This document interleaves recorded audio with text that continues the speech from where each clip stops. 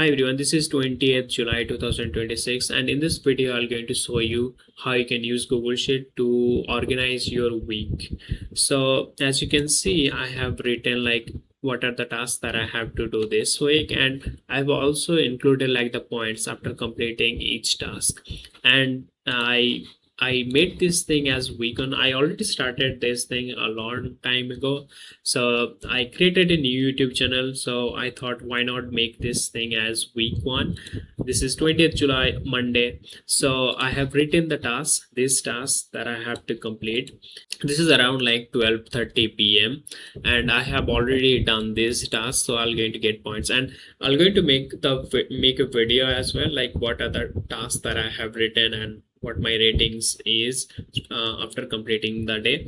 So these are around like 10 tasks, so let's see like what are like how much points that I'm going to get. So this is super important. You can try this thing as well, and it will going to make you more accountable, like on your day, like what are the tasks that you are doing and what are the tasks you are not doing. And you can also include like why you are not doing this task, so after so that you can see this thing like after a week or a month, analyze your the what are the tasks that you are not doing, why. So that's how you're going to improve, right?